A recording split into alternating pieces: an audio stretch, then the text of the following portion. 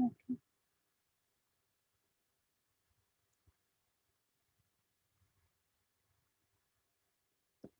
चलिए, हमारा ये भी हो गया है। यस, अब आई थिंक सबको स्क्रीन दिख रही है मेरी। सो यस, ओके, स्क्रीन दिख रही है ना माता जी अभी?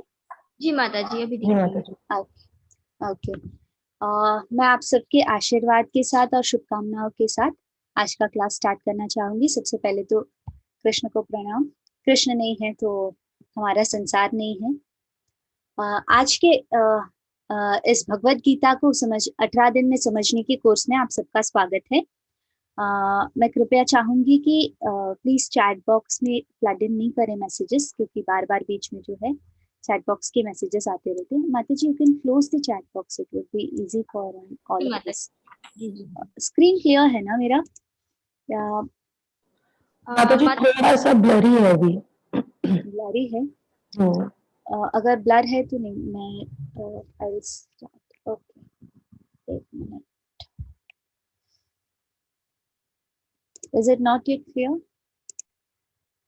आई थिंक जैसे जैसे रूम स्ट्रेंथ बढ़ रहा है तो वैसे वैसे ब्लर होगा। ओके, एक मिनट।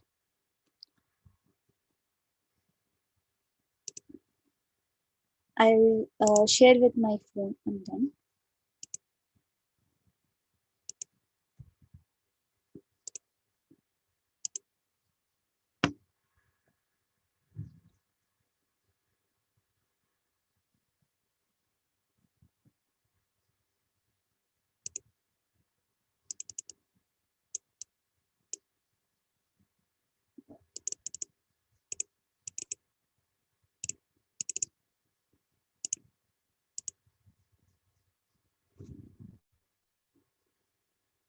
मुझे जस्ट एक मिनट का वक्त दे दीजिए, मैं आपको स्क्रीन शेयर करके मैं दिखाती हूँ।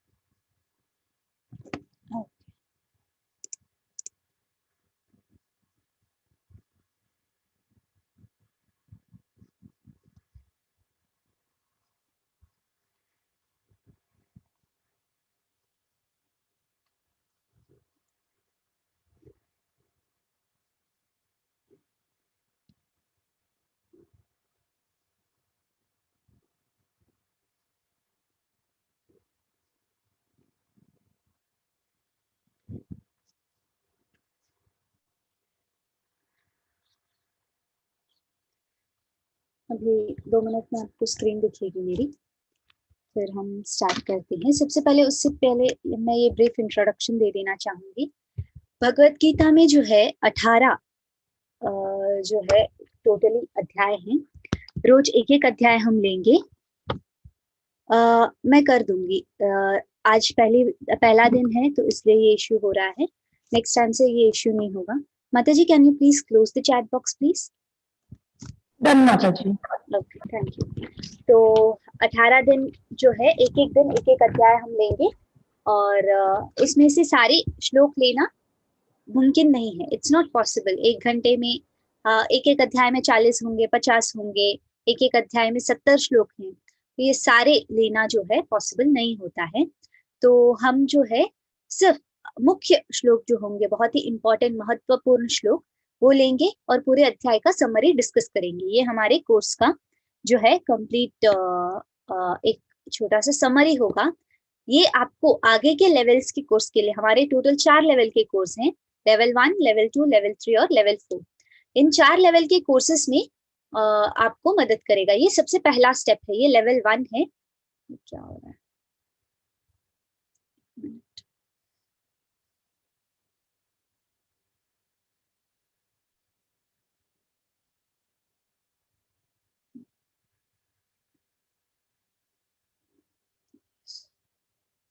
Yes, okay.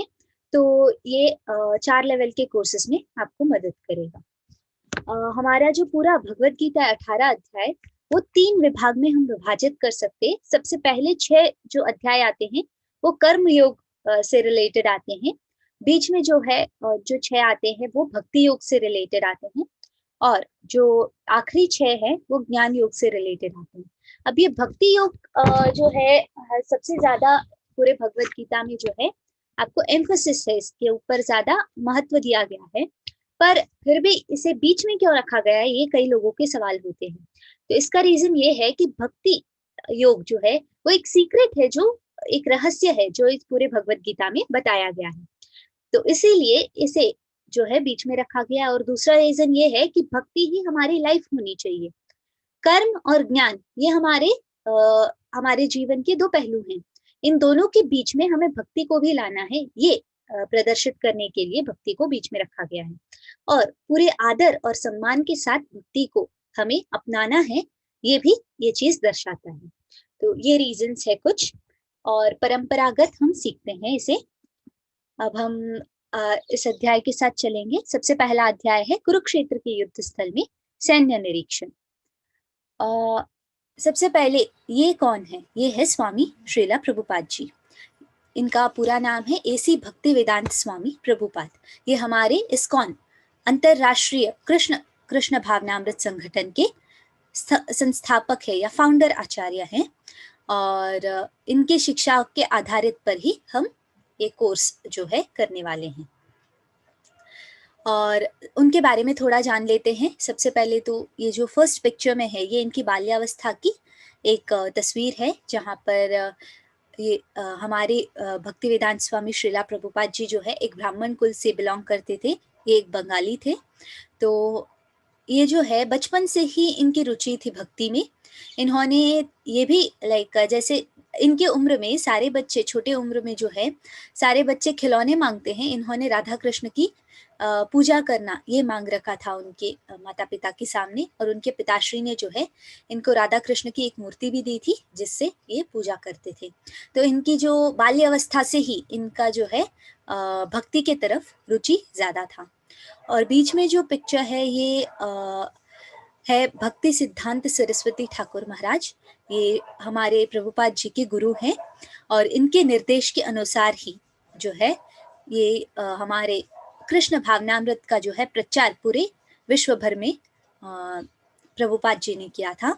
सबसे पहले इन्होंने कहा था कि पाश्चात्य देश तारिणे, पाश्चात्य देश यानी वेस्टर्न कंट्रीज से इसका जो है आप प्रारंभ कीजिए। इसकी जो क्या बोलते हैं हम, कृष्ण भावनामृत का जो प्रचार है ये पाश्चात्य देश से आप प्रारंभ कीजिए, ये इनका आदेश था। और यहाँ हम लास्ट तस्वीर में देख सकते प्रभुपाद जी कृष्ण भावनामृत का प्रचार करते हुए दिख रहे। कई सारे देशों में इन्होंने इसका प्रचार किया था।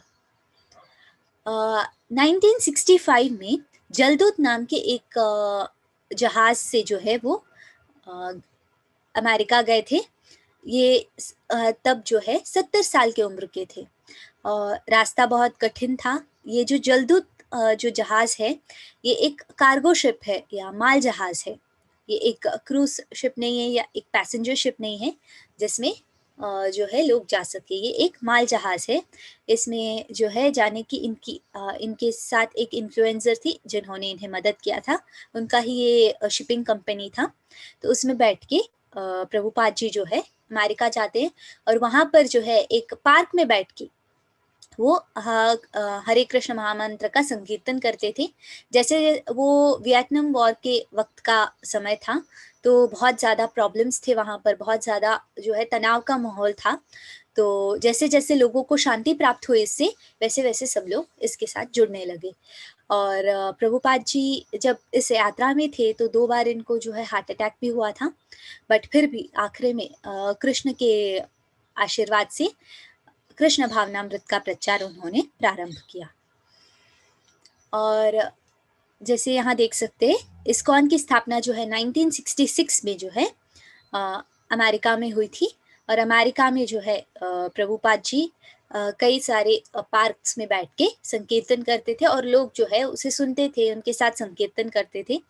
तो ये स्पेसिफिकली संकीर्तन के साथ हमारे कृष्ण भावनामृत का जो है प्रचार प्रारंभ हुआ। इसीलिए जो है संकीर्तन एक बहुत ही इम्पोर्टेंट पार्ट है हमारे कोर्स में भी। और आप यहाँ देख सकते हैं बैक टू गॉड हेड जो है ये एक मैगजीन है जो प्रभुपाद जी ने प्रारंभ किया था। और राइट साइड में जो पिक्चर्स हैं आप देख सकते हैं कई सारे किताब हैं जिनका जो ट्रांसलेशन वर्क हो, या कई सारे किताब ऐसे हैं जो प्रभुपाद जी ने लिखी हैं। और ये सारी किताब जो है पढ़ने में इतनी रुचि देती हैं कि आप एक बार पढ़ना प्रारंभ करें तो आपको इन किताबों को बंद करके रखने का मन ना करे, इतना ज़्यादा जो है रुचि देने वाली किताब है ये हमें। और ये हमारे इस्कॉन राधा गोविंदा मंदिर जो मैंगलुरु, जहाँ से इस कोर्स का प्रारंभ हुआ है और ये कोर्स वहीं से प्रचारित हो रहा है। तो ये कोर्स जो है जिस मंदिर से बिलोंग करता है उस मंदिर के अर्च विग्रह है ये राधा गोविंदा। हम इनके आशीर्वाद के साथ हम हमारे कोर्स में आगे बढ़ेंगे। और हमारे मैंगलोर मंदिर का जो है ये एड्रेस है श्री श्री राधा गोविंदा मंदिर, coconut garden road, Kadri toll gate, Mangaluru, Karnataka. और इस मंदिर के अध्यक्ष हैं नामानिष्ठा दास प्रभु जी, जिन्होंने बीटेक और बीटेक किया है IIT कानपुर से। और उसके बाद जैसे जैसे वो जॉब करने लगे उस वक्त वो इस्कॉन के साथ जुड़ते हैं और आखिरी में वो संन्यास लेकर जो है इस्कॉन के साथ जुड़ गए। और अभी उनके इनिशिएटिव के कारण, उनके ही प्रेरणा के कारण हमारा कोर्स इतना आगे बढ़ा है। ये हमारा 14th बैच है, 14वां बैच है इस कोर्स का। अब हम जानते हैं थोड़ा सा भगवत गीता क्यों पढ़ना चाहिए, कैसे पढ़ना चाहिए। भगवत गीता एक महाकाव्य ग्रंथ है जिसमें हमारी सभी समस्याओं के उत्तर हैं। यह महात्मा गांधी द्वारा एक आध्यात्मिक शब्दकोश माना गया है और यह पूरे विश्व के कई लोगों के लिए प्रेरणा की पुस्तक है। और इसके बारे में हम जैसे कि आप देख सकते हैं हमारे सभी समस्याओं के उत्तर जो है भगवत गीता में हमें प्राप्त हो जाएंगे। और ये एक आध्यात्मिक शब्दकोश है जहाँ पर जो है हमें हर चीज का एक अर्थ जो है प्राप्त कर सकेंगे हम। और ये एक प्रेरणा की पुस्तक है। हम जैसे जैसे इसे पढ़ते जाएंगे हमारे जीवन में हम प्रेरित होते जाएंगे और हमारा जीवन जो है उसमें एक नया अर्थ हमें प्राप्त होगा।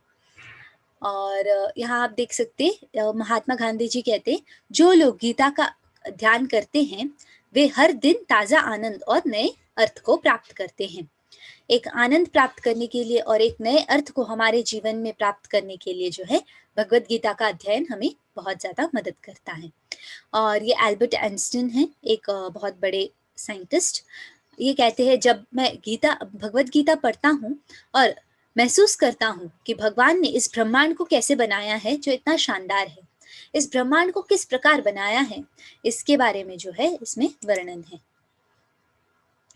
और यहाँ आप देख सकते हैं क्यों हम इस्कॉन की ही भगवत गीता पढ़ रहे हैं। यहाँ स्पेसिफिकली जैसे कई लोगों के प्रश्न होंगे क्यों हम दूसरे गीता नहीं पढ़ रहे हैं, क्यों स्पेसिफिकली आप इस्कॉन की ही गीता के साथ जो है रिलेटेड है।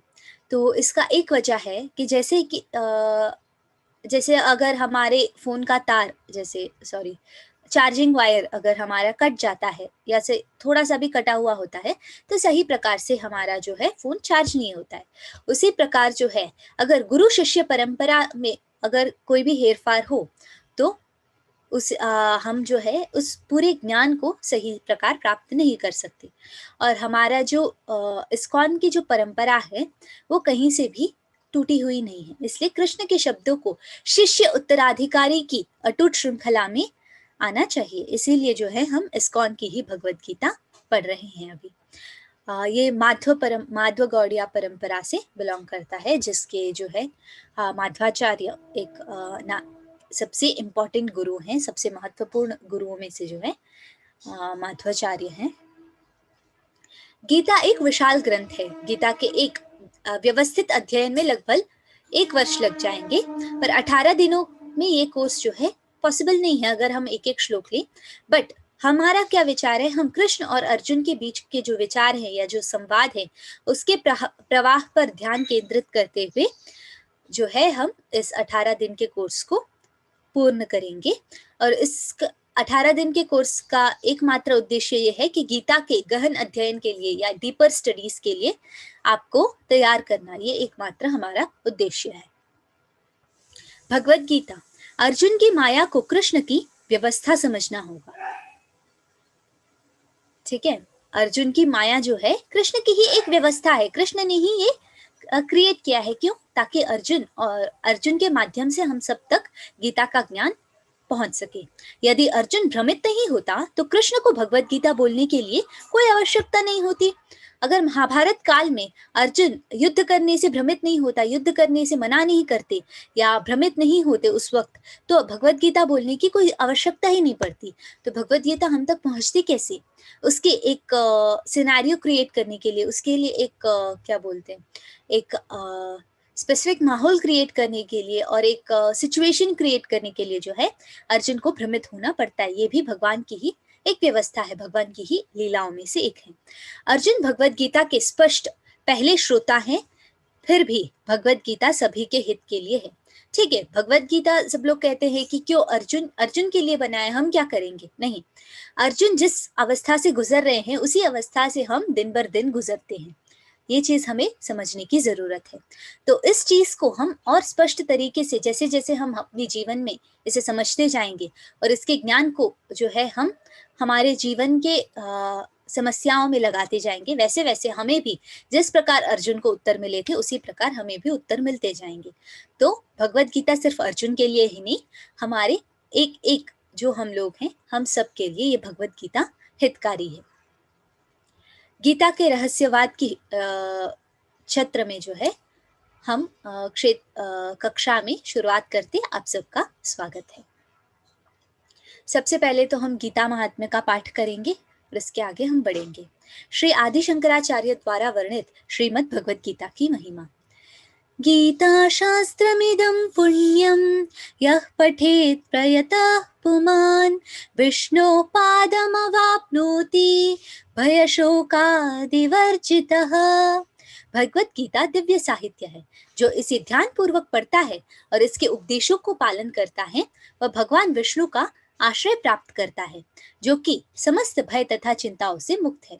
एक बार हम भगवान कृष्ण के या भगवान विष्णु के आश्रय को प्राप्त करते हैं तो हमें किसी भी भय या चिंता की जो है अवस्था में हमें रहने की जरूरत नहीं पड़ती है, हम उन अवस्था से मुक्त हो जाते हैं। गीताध्ययनशीलस्य प्राणायामपरस्य च नैव सन्ति हि पापानि पूर्वजन्म कृतानि च। यदि कोई भगवत गीता को निष्ठा तथा गंभीरता से के साथ पढ़ता है तो भगवान की कृपा से उसके सारे पूर्व दुष्कर्मों के फल का उस पर कोई प्रभाव नहीं होता है। हमारे जो पूर्व, अगर हम लोगों ने किसी गलत कर्म में प्रवृत्त हुए हैं हम लोग, तो उसके फलों से जो है हमें मुक्ति मिल जाती है अगर हम भगवत गीता को निष्ठता और गंभीरता के साथ पढ़े तो, और उस ज्ञान को हम हमारे जीवन में ढले तो। मलिने मोचनं पुंसां जलस्नानं दिने दिने सकृत् गीतामृत स्नानं संसारमलनाशनम्। मनुष्य जल में स्नान करके नित्य अपने को स्वच्छ कर सकता है, लेकिन यदि कोई भगवत गीता रूपी पवित्र गंगा जल में एक बार भी स्नान कर ले तो वह भौतिक जीवन या भवसागर की मलिनता से सदा सदा के लिए मुक्त हो जाएगा। हम जिस प्रकार बाह्य तरीके से हम हमारी शुद्धि देखते हैं उसी प्रकार हमारी अंतरंगा की शुद्धि भगवत गीता है। गीतासु गीता कर्तव्या किमन्यौ शास्त्र विस्तरे या स्वयं पद्मनाभस्य मुख पद्माद्विनिसृता। जो कि भगवत गीता भगवान के मुख से निकली है, अतएव किसी अन्य वैदिक साहित्य को पढ़ने की आवश्यकता नहीं रहती। केवल भगवत गीता का ही ध्यान पूर्वक तथा मनोयोग से श्रवण तथा पठन करना चाहिए। केवल एक पुस्तक भगवत गीता ही पर्याप्त है, क्योंकि यह समस्त वैदिक ग्रंथों का सार है और इसका प्रवचन भगवान ने किया है। दो वजह है हमें क्यों भगवत गीता पढ़नी चाहिए जिससे हमें लाभ प्रदान हो सके। एक तो ये कि इसका जो प्रवचन है ये भगवान खुद ने किया है, और दूसरा ये है कि भगवत गीता हमारे सारे वेदों का एक सार है। तो एक बार हम पूरा सार समझ ले तो वेदों को वापस से गहन अध्ययन करने की हमें जरूरत नहीं पड़ती है। भारतामृत सर्वस्वं विष्णु वक्त्राद्विनिसृतं गीता गंगोदकं पीत्वा पुनर्जन्म न विद्यते। जो गंगाजल पीता है वह मुक्ति प्राप्त करता है, अतः उसके लिए क्या कहा जाए, जो भगवत गीता का अमृत पान करता हो। भगवत गीता महाभारत का अमृत है और इसे भगवान कृष्ण मूल विष्णु ने स्वयं सुनाया है। जैसे हम गंगाजल पीते हमें कहा जाता है गंगाजल के पान से मुक्ति प्राप्त होती है, तो इस भगवत गीता नाम के अमृत जल के पान से क्या मिलेगा हमें, तो उससे भी ज्यादा चीजें या उससे भी ज्यादा लाभ हमें प्रदान होगा। क्यों? क्योंकि ये भगवान कृष्ण या मूल विष्णु ने खुद स्वयं सुनाया है। सर्वोपनिषदो गावो दोग्धा गोपाल नंदनः पार्थो वत्सः सुधर्भोक्ता दुग्धम गीतामृतम महत्। यह गीतोपनिषद भगवत गीता जो समस्त उपनिषदों का सार है, गाय के तुल्य है और ग्वाल बाल के रूप में विख्यात भगवान कृष्ण जो है इस गाय को दुह रहे हैं। अर्जुन बछड़े के समान है और सारे विद्वान तथा शुद्ध भक्त भगवत गीता के अमृतमय दूध का पान कर रहे। अर्जुन के साथ साथ हम सब भी इस गीतामृत का पान कर रहे हैं। एकं शास्त्रं देवकी पुत्र गीतम् एको देवो देवकी पुत्र एव एको मंत्रस्तस्य नामानि यानि कर्माप्येकं तस्य देवस्य सेवा। आज के युग में लोग जो है एक शास्त्र, एक ईश्वर और एक धर्म तथा एक वृत्ति के लिए अत्यंत उत्सुक हैं। तो अतएव सारे विश्व के लिए केवल एक शास्त्र भगवत गीता हो, सारे विश्व के लिए एक ईश्वर हो देवकी पुत्र श्री कृष्ण, एक मंत्र या एक प्रार्थना हो उनके नाम का कीर्तन, हरे कृष्ण कृष्ण कृष्ण हरे हरे, हरे राम राम राम हरे हरे, और केवल एक ही कार्य हो, वो है भगवान की सेवा। ये हम इस गीता के द्वारा प्रचारित करना चाहते हैं। हमारे जो भगवत गीता है उसमें 700 श्लोक हैं, उसमें से 574 श्लोक जो है कृष्ण जी ने बोले हैं, अर्जुन ने 84 श्लोक बोले, संजय ने 41 और धृतराष्ट्र ने सिर्फ एक श्लोक बोला है। हम हमारे पहले अध्याय के साथ अब प्रारंभ करते हैं। पहला अध्याय है अर्जुन विसर्ग योग या अर्जुन विषाद योग, जहाँ अर्जुन का योग विलाप कहा जा सकता है, कुरुक्षेत्र के युद्ध स्थल में सैन्य निरीक्षण, इसके बारे में इस पूरे अध्याय में जो है बताया गया है। धृतराष्ट्रवाच धर्मक्षेत्रे कुरुक्षेत्रे समवेतायुयुत्सवः मामकाः पांडवाश्चैव किमकुर्वत संजय। धृतराष्ट्र ने कहा, हे संजय, धर्म भूमि कुरुक्षेत्र में युद्ध की इच्छा से एकत्र हुए मेरे तथा पांडु के पुत्रों ने क्या किया। यहाँ पर खुद हम देख सकते हैं धृतराष्ट्र किस प्रकार सोच में है। ये संजय से क्यों पूछ रहे हैं, ये एक सबसे पहला प्रश्न सबको आता है। संजय उनके सचिव हैं, धृतराष्ट्र जो है जन्मांध्य थे, तो उनके सचिव को जो है वेद व्यास ने दिव्य दृष्टि दी ताकि वो उनके पास बैठे, हस्तिनापुर उनके राज्य में बैठे जो है धृतराष्ट्र जी को पूरे युद्ध भूमि के बारे में, सैन्य निरीक्षण के बारे में जो है उन्हें बता सके। और यहाँ आप देख सकते किस प्रकार जो है एक परिवार होते हुए जो है धृतराष्ट्र कह रहे जो है अपने और पांडु या उनके भाई के पुत्रों को अलग कर रहे हैं। यहाँ कह रहे हैं युद्ध की इच्छा से एकत्र हुए मेरे और पांडु के पुत्र, मामकाः पांडवाः, मेरे और पांडु के पुत्रों ने क्या किया। अब देखिए पांडवाः या पांडु के पुत्र क्यों कहा जा रहा है, और इस पूरे आप गीता में देख सकते हैं कि धृतराष्ट्र जो है अपने पुत्रों को जो है कौरव कह रहे हैं और पांडु के पुत्रों को पांडव कह रहे हैं। क्यों? क्योंकि कुरुवंशज कौरव, पांडव भी कुरुवंशज है ना, 5 पांडव भी कुरुवंशज है, तो कौरव बोलने का अधिकार उन्हें भी है। तो ये इनका एक यहाँ पर जो है एक प्रकार की पॉलिटिक्स है या एक प्रकार का जो है रुचा माता जी पॉलिटिक्स को क्या कहते हैं हिंदी में?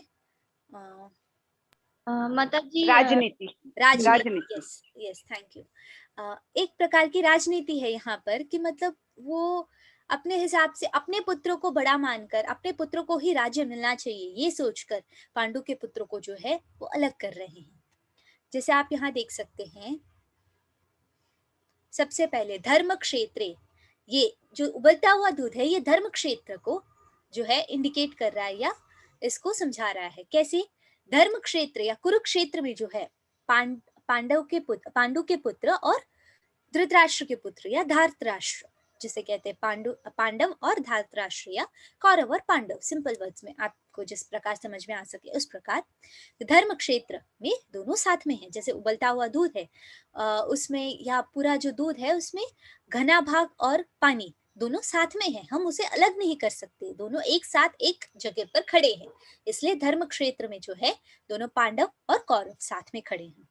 और बीच वाले पिक्चर में आप देख सकते हैं मामकाहा पांडवाहा, मतलब जैसे एक बार दूध फट जाती है तो हम क्या कर सकते हैं, घना भाग या एक सॉलिड पार्ट और पानी का जो पार्ट होता है उसे हम दूध से अलग कर सकते हैं। तो उसी घन सार और पानी सार इन दोनों चीजों को हम अलग कर सकते हैं। तो इसी प्रकार धृतराष्ट्र जो है दोनों को अलग कर रहे हैं, मामकाहा पांडवाहा कहकर, मेरे और पांडु के। और यहाँ आप नीचे देख सकते हैं रसगुल्ले क्यों दिखा रहे हैं, किम अकुर्वत, या क्या कर रहे हैं। तो अब आप इन दोनों से क्या कर सकते हैं, आपने अलग किया उसके बाद आप क्या कर सकते हैं, आप तो कई सारे मिष्ठान बना सकते हैं। और वो अपनी मिठाई के बारे में क्यों सोच रहे हैं, ये एक रीजन है कि धृतराष्ट्र को लग रहा है कि उनके पुत्र जो है इस युद्ध को जीतेंगे, और वो अपनी कहीं ना कहीं डर है क्योंकि उन्हें भी पता है उनके पुत्र इतने अच्छे नहीं हैं, या उनके पुत्र जो है जो कौरव हैं वो क्या बोलते, वो श्रेष्ठ नहीं है, वो किसी भी प्रकार से जो है धार्मिक नहीं है। तो उनके अंदर वो डर तो बैठा हुआ है, फिर भी किम अकुर्वत, ये जानना चाहते क्या हो रहा है, उनकी उत्सुकता इतनी ज्यादा है। जिस प्रकार हम अगर एक रसगुल्ले का पात्र देखें, हमारी कितनी उत्सुकता होगी उसे खाने की, उतनी ही उत्सुकता उन्हें भी है कि ये जानने के लिए कि उनके पुत्र और पांडु के पुत्र क्या कर रहे हैं सेना में। अब और हम आगे बढ़ेंगे और समझेंगे। महाभारत में वर्णित धृतराष्ट्र तथा संजय की वार्ताएं इस महान दर्शन के मूल सिद्धांत का कारण है। ये वार्तालाप ही हमारे भगवत गीता का एक मुख्य कारण है कि क्यों भगवान जो है पूरा कह रहे हैं उसको संजय जो है धृतराष्ट्र के पास वर्णन कर रहे हैं। माना जाता है कि इस दर्शन की प्रस्तुति कुरुक्षेत्र के युद्ध स्थल में हुई, जो वैदिक युग से पवित्र तीर्थ स्थल रहा है। एक तीर्थ स्थल है कुरुक्षेत्र, जो है एक तीर्थ स्थल है, वहां पर जो है कि कभी भी धर्म की पतन हो ये कहीं पर भी नहीं बताया गया है। इसका प्रवचन भगवान द्वारा मानव जाति के पथ प्रदर्शन हेतु तब किया गया जब वे इस लोक में स्वयं उपस्थित थे। द्वापर युग में जब भगवान खुद इस लोक में उपस्थित थे तब भगवान ने जो है इसका प्रदर्शन किया ताकि हम सबका मार्गदर्शन हो सके। यहाँ पर जो है अर्थ लिया गया है दूसरे और तीसरे श्लोक का। संजय ने कहा, हे राजन, पांडु पुत्रों द्वारा सेना की व्यूह रचना देखकर राजा दुर्योधन अपने गुरु के पास गया और उसने ये शब्द कहे। यहाँ पर आप देख सकते हैं वो जो है गुरु के पास जाते हैं दुर्योधन, जब देखते हैं पांडवों की जो व्यूह रचना होती है उसे देखकर जो है वो अपने गुरु द्रोणाचार्य के पास जाकर जो है कहते हैं, हे आचार्य, पांडु पुत्रों की विशाल सेना को देखें जिसे आपके बुद्धिमान शिष्य द्रुपद के पुत्र ने इतने कौशल से व्यवस्थित किया है। यहाँ जो है आप देख सकते हैं द्रुपद और द्रोणाचार्य जी का जो है हमेशा से ही कॉन्फ्लिक्ट था, कहीं ना कहीं उन दोनों की बनती नहीं थी। तो यहाँ पर ये स्पेसिफिकली द्रुपद के पुत्र का नाम ले रहे हैं, या द्रुपद का नाम क्यों ले रहे हैं, ये तो द्रुपद के पुत्र का सीधा नाम लेके कह सकते हैं कि देखिए आपके बुद्धिमान शिष्य इसने जो है ये सेना की व्यूह रचना की है। स्पेसिफिकली ये क्यों कह रहे हैं द्रुपद के पुत्र, क्योंकि ये उन्हें जो है और ज्यादा प्रेरित करना चाहते हैं या उन्हें जो है स्टिमुलेट करना चाहते हैं कि नहीं देखिए ऐसा सब हो रहा है, आप क्या कर रहे हैं, हमारी व्यूह रचना कैसी है, इसके बारे में आप हमें क्यों नहीं बताते। इस प्रकार जो है ये इतने डरे हुए हैं, जैसे आप यहाँ पिक्चर में देख सकते हैं पूरी तरह दुर्योधन इतना डरा हुआ है, इतना डरा हुआ प्रतीत हो रहा है।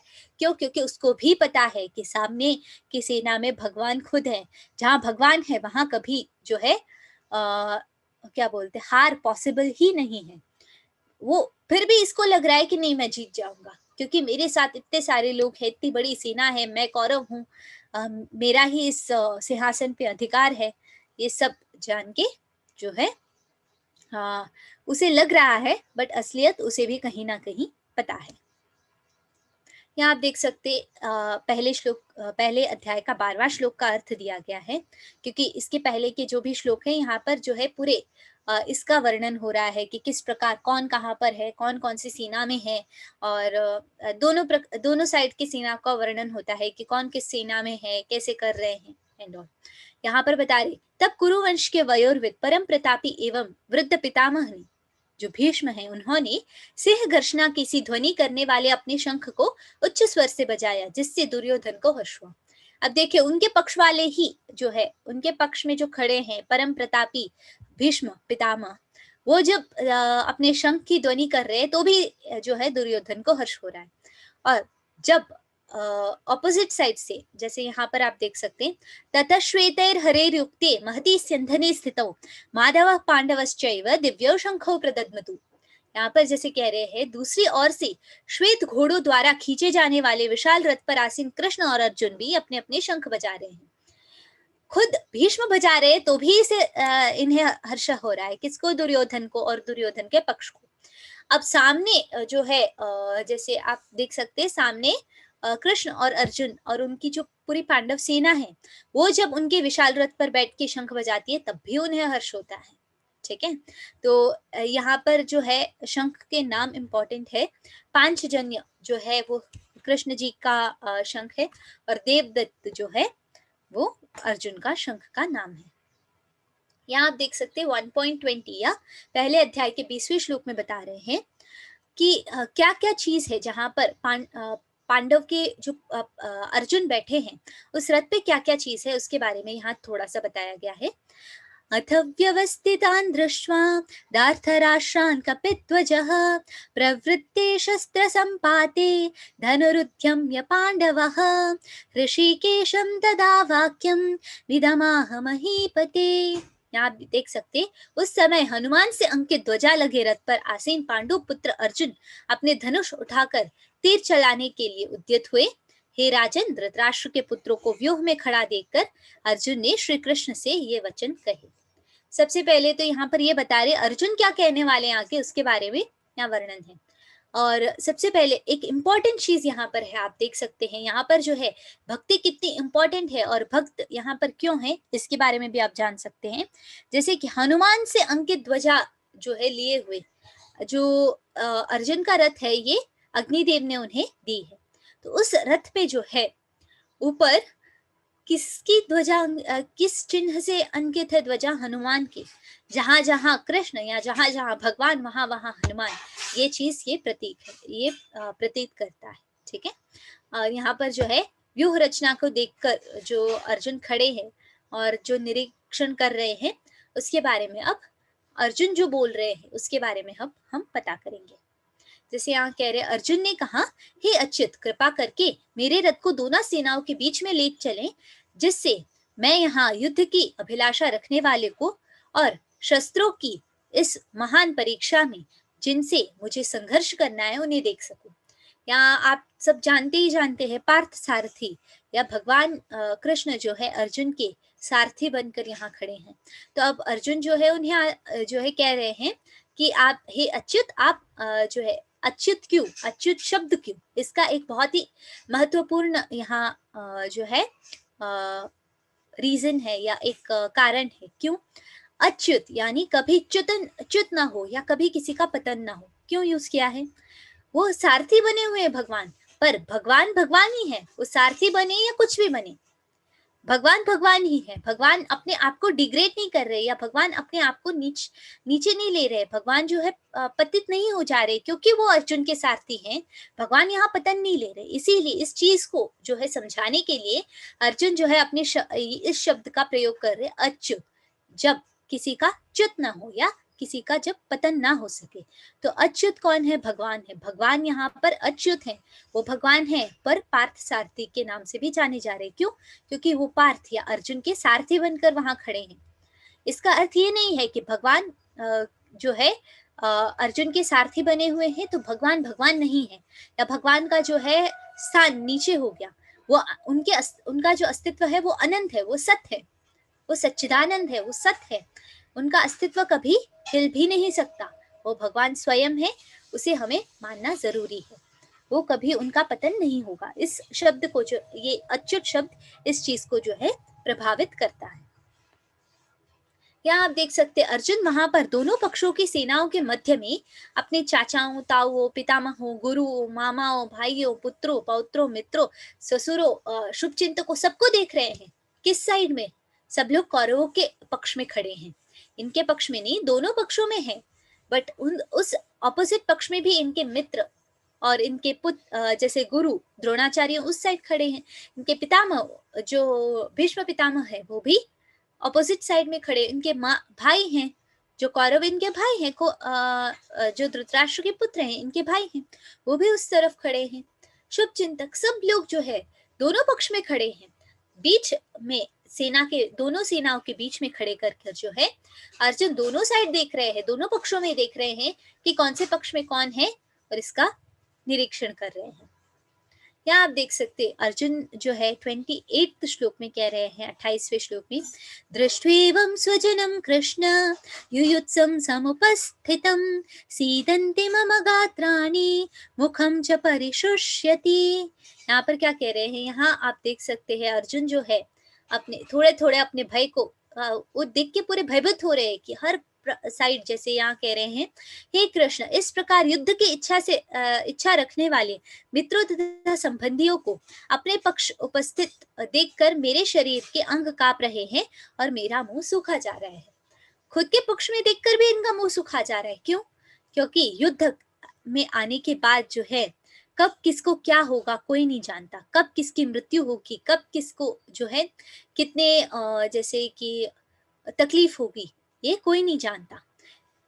बट इस सब के लिए हम तैयार वहां खड़े हैं। बट अर्जुन अब भयभीत हो रहे हैं कि मुझे अपने पक्ष, मेरे मित्रों और संबंधियों को भी इस युद्ध में गंवाना पड़ सकता है। ये चीज सोचकर जो है उनके अंग कांप रहे हैं और उनका मुंह सूखा जा रहा है। जो सामने का पक्ष है उसमें भी इनके मित्र और संबंधी हैं, उन्हें मारना पड़ेगा, ये भी सोच के इनका जो है शरीर कांप रहा है और इनका मुंह सूखा जा रहा है। इतना ये चिंता में आ गए हैं। यहाँ जैसे 1.31 श्लोक में कह रहे हैं, हे कृष्ण, इस युद्ध में अपने ही स्वजनों का वध करने से न तो मुझे कोई अच्छाई दिखती है, न मैं उससे किसी प्रकार की विजय या राज्य या सुख की इच्छा रखता हूँ। यहाँ पर कह रहे हैं मेरे संबंधियों को मारकर मुझे किस प्रकार का आनंद मिलने वाला है? मुझे कोई भी प्रकार के आनंद या अच्छाई या किसी भी प्रकार का लाभ नहीं दिख रहा है। मैं अपने खुद संबंधी या मेरे खुद के परिवारजनों को मारने जा रहा हूँ। इससे क्या सुख या क्या राज्य या क्या विजय मुझे प्राप्त होगा? मैं अपने खुद के संबंधियों को मारकर क्या विजय प्राप्त करूंगा? उनके बिना क्या मैं रह सकता हूँ? जैसे कि अब दुर्योधन आदि मेरे कौरव जो भाई हैं उन्हें मैं मार दूं तो क्या ये मेरे लिए एक श्रेयस्कर चीज होगी? नहीं, ये इनकी सोच है। अर्जुन ये सब सोच रहे हैं। यहाँ पर जो है 32 से 35 के श्लोक में बताया है, हे गोविंद, हमें राज्य सुख तथा अथवा इस जीवन से क्या लाभ? क्योंकि जिन सारे लोगों के लिए हम इसे चाहते हैं वे ही इस युद्ध भूमि में खड़े हैं। जिन सारे लोगों के लिए, हमारे परिवारजनों के लिए हम राज्य चाहते, सुख चाहते हैं ना, वो सारे परिवारजन ही इस युद्ध भूमि में खड़े हैं, तो इसका क्या लाभ? ये अर्जुन कह रहे हैं। कह रहे, हे मधुसूदन, जब गुरुजन, पितृगण, पुत्रगण, पितामह, मामा, ससुर, पौत्रगण, साले तथा अन्य सारे संबंधी अपने धन एवं प्राण देने के लिए तत्पर हैं और मेरे समक्ष खड़े हैं, तो फिर मैं इन सबको क्यों मारना चाहूंगा? मेरे पक्ष में इतने सारे लोग खड़े हैं जो मेरे लिए अपना प्राण त्यागने के लिए तैयार है, तो मैं क्यों इनके प्राण त्यागने पे इन्हें मजबूर करूं? जरूरत क्या है? मैं अगर युद्ध करने से पीछे ही हट जाऊं तो इनके प्राण भी बच जाएंगे, मैं भी बच जाऊंगा, सब लोग सुखी रहेंगे। ये इनकी सोच है। क्यों? प्राण को ये इंपॉर्टेंट समझ रहे, एक शरीर को ये इंपॉर्टेंट समझ रहे हैं। इसीलिए हे जीवों के पालक, मैं इन सबों से लड़ने को तैयार नहीं, भले ही बदले में मुझे तीनों लोग क्यों ना मिलते। यो कह रहे कि पूरे के पूरे 3 लोग ही क्यों ना मिल जाए, मैं इनसे लड़ने के लिए तैयार नहीं हूं। इस पृथ्वी की तो बात ही छोड़ दो। ये अर्जुन कह रहे पृथ्वी तो छोड़ ही दो, पृथ्वी के अलावा और कोई भी लोग आप मुझे दे दो, आप पूरे के पूरे ब्रह्म लोग दे दो, पाताल लोग दे दो, कोई भी लोग दे दो, फिर भी मैं इन लोगों के प्राण गंवाने के लिए तैयार नहीं हूं। इसलिए मैं युद्ध नहीं लड़ना चाहता। भला धृतराष्ट्र के पुत्रों को मारकर हमें कौन सी प्रसन्नता मिलेगी? धृतराष्ट्र के पुत्र कौन है? इनके संबंधी हैं, इनके भाई हैं, उनको मिलकर क्या प्रसन्नता मिलेगी? ये अब भगवान को ये कह रहे हैं अर्जुन। यहाँ आप देख सकते हैं कुल का नाश होने पर सनातन कुल परंपरा नष्ट हो जाती है और इस तरह शेष कुल भी अधर्म में प्रवृत्त हो जाते हैं। देखिए अब जब युद्ध भूमि में कई सारे कुल का जो है विनाश होता है और जब ये विनाश होता है तो कुल परंपरा की नष्ट हो जाती है, कुल परंपरा भी नष्ट हो जाती है और जितने भी लोग पीछे रह जाते हैं उनको भी जो है वो भी अधर्म में प्रवृत्त हो जाते हैं, क्योंकि उन्होंने सिर्फ खून खराबा ही देखा होता है तो अधर्म में ही प्रवृत्त होंगे। ये उनकी सोच है कृष्ण की, अर्जुन की। कह रहे हे कृष्ण, जब कुल में अधर्म प्रमुख हो जाता है तो कुल की स्त्रियां भी दूषित हो जाती है और स्त्रीत्व के पतन से हे वृष्णवंशी अवांछित संतानें उत्पन्न होती है। इसके ये थोड़ा सा कंट्रोवर्शियल है, अब हम बात करेंगे इसके बारे में। सबसे पहले ये यहाँ कह रहे अधर्म प्रवृत्त हो क्या, तो स्त्री दूषित हो जाती है। किस प्रकार दूषित हो जाती है ये जानना जरूरी है।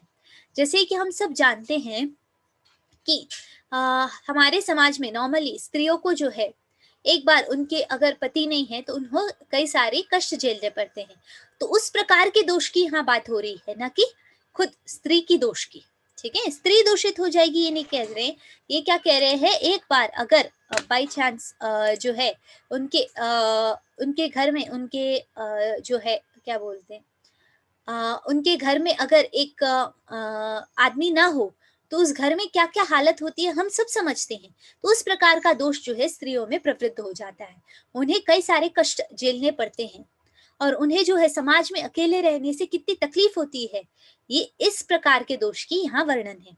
और स्त्रीत्व के पतन से कैसे, किस प्रकार समाज में उनका जो एक स्थान होता है उसका पतन हो जाता है, वो गिर जाता है, क्योंकि हर एक इंसान जो है उन्हें एक्सेप्ट नहीं करता है। कई सारे जगह में अब भी हमारे भारत में है जहां पर अगर वो उनके किसी स्त्री के पति नहीं रहे तो उनको किस प्रकार देखा जाता है ये हम सब भली भांति जानते हैं। तो इस प्रकार के पतन की यहाँ बात हो रही है। और अवांछित संतान यानी जिस संतान के ऊपर पिता का हाथ न हो उन्हें किस प्रकार के कष्ट झेलने पड़ते हैं, उसे ये अवांछित संतान शब्द जो है समझाता है। यहाँ आप देख सकते संकरो नरकस्यैव कुलघ्नानां कुलस्य च पतन्ति पितरो हेषां लुप्तपिण्डोदक क्रिया। यहाँ आप देख सकते अवांछित संतानों की वृद्धि से निश्चय ही परिवार के लिए तथा पारिवारिक परंपराएं विनष्ट हो जाती हैं। यहाँ कह रहे अगर सही प्रकार से संतानों को जो है ज्ञान प्राप्त न हो तो पारिवारिक परंपरा विनष्ट हो जाएंगी, क्योंकि सही ज्ञान उन्हें प्राप्त नहीं हुआ है। और नारकीय जीवन जो है उत्पन्न होगा, क्योंकि सही ज्ञान नहीं मिला है तो सही प्रकार का जीवन भी वो लोग व्यतीत नहीं कर सकेंगे। और ऐसे पतित कुलों के पुरखे या पितर लोग जो है गिर जाएंगे। क्यों? क्योंकि उनको सही प्रकार से पिंडदान देने के लिए जो है पिंडदान की क्रियाएं समाप्त नहीं हो पाती, इसीलिए यहाँ पर ये शब्द कह रहे हैं। यहाँ कह रहे संजय एवमुक्त्वार्जुनः संख्ये रथोपस्थ उपाविशत् विसृज्य सशरं चापं शोक संविघ्नमानसः। संजय कह रहे हैं युद्ध भूमि में इस प्रकार कहकर अर्जुन जो है अपने गांडीव धनुष और बाण को एक और रख देते हैं और शोक संतप्त चित्त के साथ रथ के आसन पर बैठ जाते हैं। पूरी तरह मतलब अर्जुन जो है क्या बोलते हैं इतने चिंता में आ गए, शोक में आ गए हैं कि वो जो है अब उनके हाथ से उनका धनुष भी सरक रहा है। जैसे यहाँ पर आप समझ सकेंगे अर्जुन जो है पूरी तरह, आप देख सकते हैं अर्जुन पूरी तरह शोक में डूबा हुआ है। और ये 5 रीजन बताते हैं क्यों इन्हें युद्ध नहीं लड़ना। एक तो ये कि उसे दया भाव हो रहा है, उसे दया आ रही है कि कई सारे प्राणों का त्याग होगा, कोई आनंद नहीं है, उसे लग रहा है कि युद्ध करने से कोई आनंद नहीं मिलने वाला है उसको। वो कह रहा है दूसरों को मारना पाप है, पारिवारिक परंपराएं टूट जाएंगी, ये इसका है। लास्ट है असमंजस, कि ये डिसाइड नहीं कर पा रहा है अर्जुन कि मुझे क्या करना है, मुझे युद्ध लड़ना है नहीं लड़ना है, कुछ नहीं समझ में आ रहा है इसको। क्योंकि एक पक्ष में लोग इसके लिए प्राण त्यागने के लिए तैयार है तो दूसरे पक्ष में लोग इसके प्राण लेने के लिए तैयार है। तो अब ये पूरी तरह असमंजस में है कि मुझे करना चाहिए क्या है, कि मुझे युद्ध करना चाहिए नहीं करना चाहिए, सही क्या है गलत क्या है, इस चीज का कुछ भी समझ में नहीं आ रहा है अर्जुन को। और यहाँ पर जैसे हम देख सकते हैं पहले दया भाव जो है सीदंती मम गात्राणी के शब्द से इस श्लोक में समझाया गया है। ये शब्द जो है बहुत ही इंपॉर्टेंट है। सीदंती मम गात्राणी यानी मेरे जो गात्र या मेरे जो शरीर के अंग है वो कांप रहे हैं और मुख जो है वो सूखा जा रहा है। नच श्रेयोनुपश्यामि, यहाँ क्या कह रहे, अर्जुन कह रहे हैं कि किसी भी प्रकार का आनंद नहीं है, किसी भी प्रकार का श्रेयस नहीं है। अगर मैं युद्ध लड़ता हूँ किसी भी प्रकार का जो है श्रेय मुझे नहीं प्राप्त होने वाला है, क्योंकि मैं खुद अपने संबंधी को मारने जा रहा हूँ। ठीक है, और कह रहे पाप है ये। अर्जुन को लग रहा है किसी और को मारना पाप है, पर क्षत्रिय धर्म क्या है इस चीज के बारे में अर्जुन यहाँ पर भूल रहे हैं। यहाँ कुलक्षये प्रणश्यन्ति कुल धर्मा सनातना, कुल धर्म का पतन हो जाएगा, ये इनका चौथा कारण है जो अर्जुन कह रहे हैं कि कुल धर्म खुद पतन हो जाएगा, कुल की जो परंपरा है वो खुद सही प्रकार आगे नहीं बढ़ पाएगी, कुल की परंपरा टूट जाएगी। और आखिरी में बता रहे हैं, ये दूसरे अध्याय में असमंजस का पूरी तरह से समझाया गया है कि श्रेष्ठ क्या है, इसके बारे में समझने के लिए जो है गरीयो यानी श्रेष्ठ, श्रेष्ठ क्या है इस प्रकार इस बारे में वो समझ नहीं पा रहे, वो असमंजस में है, ये श्लोक समझाता है। ये आप देख सकते हैं 9 कारण है कि क्यों ये युद्ध निश्चित था कि अर्जुन के पक्ष या पांडवों के पक्ष जहां पर कृष्ण है ये जीतेंगे। सबसे पहले तो ये कि धर्म क्षेत्र था जहां पर धर्म का कभी पतन ना हो सके, और धर्म किसके पक्ष में है, अर्जुन के पक्ष में। दिव्य रथ पे वो आसीन थे, अग्निदेव के दिव्य रथ पर वो आसीन थे। कपित ध्वजा थी या हनुमान के चिन्ह से अंकित, महाशक्तिशाली हनुमान के चिन्ह से अंकित उनका रथ के ऊपर ध्वजा थी। और शंखनाद वहां था। किसका शंख, किसके शंख का नाद, खुद भगवान कृष्ण या खुद भगवान विष्णु, मूल स्वरूप विष्णु जिनके हाथ में शंख है, उस शंख के नाद का जो है वहां पर जो है शंख का नाद बजाया गया। गांधीव धनुष था, पाशुपतास्त्र जो है सबसे स्ट्रॉन्गेस्ट अस्त्र कहीं ना कहीं वो इनके साथ था। त्यक्त जीविता, कई लोग थे जो उनके लिए अपने प्राण त्यागने के लिए तैयार थे उनके पक्ष में। मोक्षदा एकादशी का दिन था जब ये युद्ध या ये भगवत गीता बोली जा रही थी, उस एकादशी का नाम था मोक्षदा एकादशी, बहुत ही स्पेशल एकादशी थी। भाग्य लक्ष्मी, जहां जहां भगवान वहां वहां लक्ष्मी, जहां जहां जैसे कि जहां जहां पुंग शक्ति वहां वहां स्त्री शक्ति भी मौजूद होती है, उसी प्रकार जहां जहां भगवान वहां वहां भाग्य लक्ष्मी। तो भाग्य लक्ष्मी खुद उस रथ पर जो है प्रस्तुत थी भगवान की शक्ति के रूप में, इसलिए जो है अर्जुन के पक्ष का या पांडवों के पक्ष का जो क्या बोलते हैं विजय निश्चित था। और लास्ट है ऋषिकेश, खुद भगवान जो सारे इंद्रियों को जो है नियंत्रण में कर सके, मन को नियंत्रण में कर सके, वो भगवान खुद वहां पर मौजूद थे। ये रीजन है क्यों ये जो विजय है वो पांडवों के पक्ष में निर्धारित था। हरे कृष्ण। ये हमारे पूरे अध्याय का जो है आज के अध्याय का है। कल हम जो है दूसरे अध्याय के साथ प्रारंभ करेंगे। मैंने पूरी कोशिश की है आपके साथ कि मैं आपको समझा सकूं। और अभी किसी को कोई आई थिंक यस कोपल माता जी आप इन्हें टीचेबल और क्विज के बारे में डेमो देंगी, राइट? हाँ। ओके माता जी, you can share your screen and do that. Hare Krishna everyone. माता जी, my voice is audible? Yes, yes, माता जी, yes, your voice is audible. I hope my screen is also there for everyone. Yes, माता जी। अभी जो है teachable नाम के आपके क्विज प्लेटफॉर्म का जो है माता जी आपको बताएंगी किस प्रकार करना है, तो कृपया ध्यान दें, क्योंकि आपके 18 दिन के बाद जो आपको सर्टिफिकेट मिलेगा वो इसी हिसाब से मिलेगा। आप अगर 18 क्विज और एक फाइनल क्विज कंप्लीट करेंगे तब भी आपको मिलेगा, तो आप देख सकते हैं। यस माता जी, यू कैन कंटिन्यू। हाँ, तो हम लोग ये जो टीचेबल का आपका लिंक है ये आपको ग्रुप पे मिलेगा। इस लिंक पे जब हम लोग क्लिक करते हैं, आप व्हाट्सएप पे जब इस लिंक को क्लिक करोगे तो आपको एक इस टाइप का पेज खुल के आएगा, ठीक है।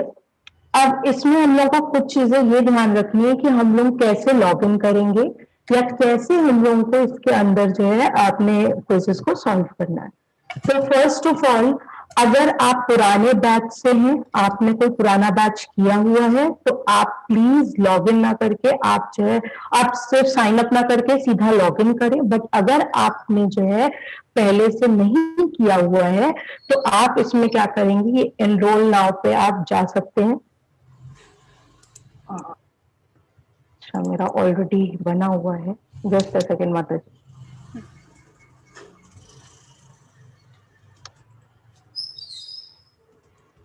आप ऐसा करिएगा, आप यहाँ पे साइन अप पे जाइएगा, और जैसे ही आप साइन अप पे जाओगे, आपसे आपके कुछ डिटेल्स को मांगा जाएगा। तो जिस नेम से आपने जो है जिस भी नेम से आपने रजिस्टर किया है, आप सिंपली वो नेम फिल कर सकते हैं। जैसे मैं अपना नाम यहाँ पे फिल करूंगी, मैंने अपना फुल नेम यहाँ पे फिल कर दिया है। कोशिश करिएगा कि आप अपना नेम पूरा फिल करें, एंड सेकेंडली आप जो है इंग्लिश में ही फिल करिएगा, बिकॉज टीचेबल हिंदी में नहीं एक्सेप्ट करेगा। इसके बाद आपकी जो भी आईडी है, जिस भी पर्सनल आईडी से आप बनाना चाहते हैं, जिस पे भी आप चाहते हैं कि आपका जो है सर्टिफिकेट आए, वही आईडी आप यहाँ पे इनरोल करिएगा। जैसे ये आईडी मेरी है, इसमें मैं ऑलरेडी लॉग इन हूँ, तो मैं एक न्यू आईडी से आपको बताऊंगी। तो मैं अभी यहाँ पे अपनी न्यू आईडी डाल रही हूँ।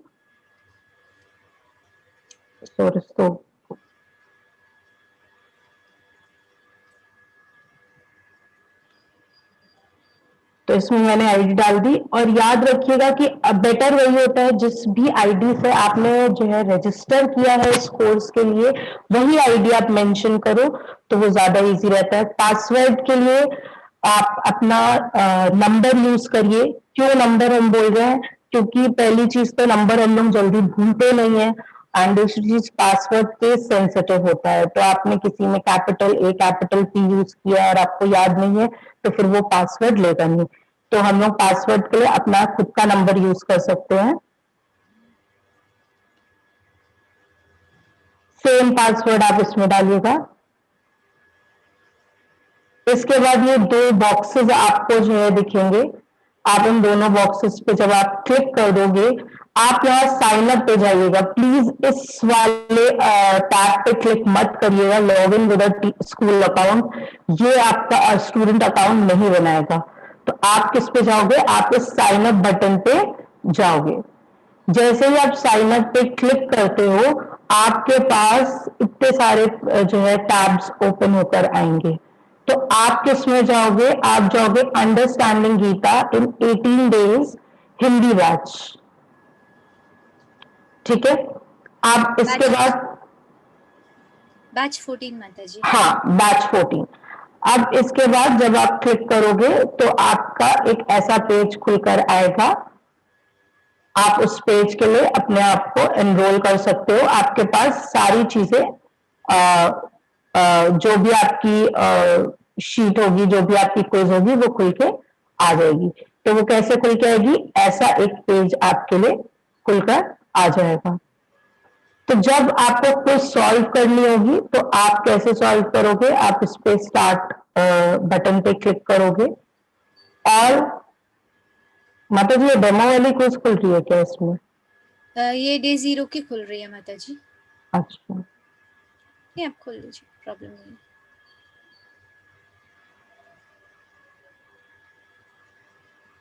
लाइक डे 0 में हम एक जस्ट यूट्यूब ये बता रहे हैं फर्स्ट। तो अभी ये कंटेंट लॉक है, तो हम लोग पहले डे 0 में जब भी जाएंगे, तो उसके क्वेश्चंस को हम लोग कर लेंगे, सबमिट कर लेंगे। और उसके बाद यहाँ पर एक टैब आता है कंप्लीट एंड कंटिन्यू का, for laptop and computer users, green colour का एक टैब आएगा। आप जैसे ही उसको क्लिक करोगे, तो जो ये प्रॉब्लम मेरे में दिखा रही है, ये प्रॉब्लम दिखाना बंद हो जाएगी। ठीक है, लेकिन अगर आप मोबाइल यूजर हो, तो आपको क्या चीज याद रखनी कि यहाँ पे ग्रीन कलर का एरो आएगा। तो जैसे ही आप अपने जो है पूरा क्विज कंप्लीट कर लोगे, और उसके बाद इस ग्रीन कलर के एरो को यूज करोगे, तो आप जो है नेक्स्ट चैप्टर के कंटेंट पे पहुंच जाओगे। आपके पास जब आप क्विज सॉल्व करते हो, तो 5 चांसेस होती हैं, सिर्फ और सिर्फ 5 चांसेस में आपको क्लियर करना होता है। We only have 10 questions maximum, and 60% उसका पासिंग रेट होता है। तो आप 5 टाइम्स में अगर आप उसको 60% से क्लियर कर लेते हो तो आप ऑटोमेटिकली जब ये ग्रीन बटन यहाँ पर आएगा आप उसको प्रेस कर लोगे। ये कंप्लीट एंड कंटिन्यू अभी ग्रीन क्यों नहीं है, क्योंकि मैंने अभी क्विज सॉल्व नहीं किया है। आज मैं क्विज सॉल्व करती हूँ और उसके बाद जो है 10 क्वेश्चंस पूरे होने के बाद यहाँ पर आती हूँ तो ये बटन मेरे को शो करने लगेगा, और वैसे ही जैसे मैं इसको क्लिक करूंगी मेरे लिए चैप्टर 1 का कंटेंट अनलॉक हो जाएगा। टिल द टाइम आप ऐसा नहीं करोगे आपका ये टैब अनलॉक नहीं होगा। ठीक है, इसके बाद जैसे ही माता जी ने आपको बताया अभी कि जो है 18 डेज का कोर्स होता है, फिर लास्ट एक और 18 डेज की क्विज होती है, फिर लास्ट एक क्विज और होती है। उस क्विज को जैसे ही आप सॉल्व करोगे आपके पास ऑटोमेटिक आपका सर्टिफिकेट जनरेट होके आ जाएगा। तो आपको इसी स्क्रीन पे जो है आपको सर्टिफिकेशन भी अपना दिखेगा, वेरिन आप जो है उसको डाउनलोड करोगे। जैसे ही आप डाउनलोड करोगे आप देखोगे कि जो आपको अलाइनमेंट्स में इशू था कि नाम आपका ऊपर नीचे या कुछ भी है, तो वो इशू भी आपका रिजॉल्व हो जाएगा। तो आपको उसे एक यहाँ पे नीचे बटन होगा, उसको आपको डाउनलोड करके रख लेना है। तो मैं एक बार दोबारा से जल्दी से रिआइटरेट कर देती हूँ, आपको दोहरा देती हूँ क्या क्या आपको करना है। जैसे ही आप इस लिंक को क्लिक करते हो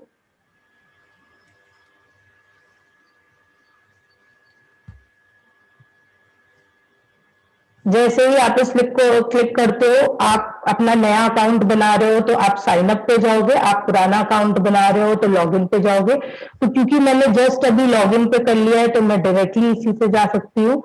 तो मैं चाहूँ तो मैं अपना कोई भी पुराना अकाउंट ले लूँ और मैं उससे जो है उसमें जा सकती हूँ। फिर मैं अपना यहाँ पासवर्ड डालूंगी, आपके पास एक ग्रीन कलर का टैब खुल के आ जाएगा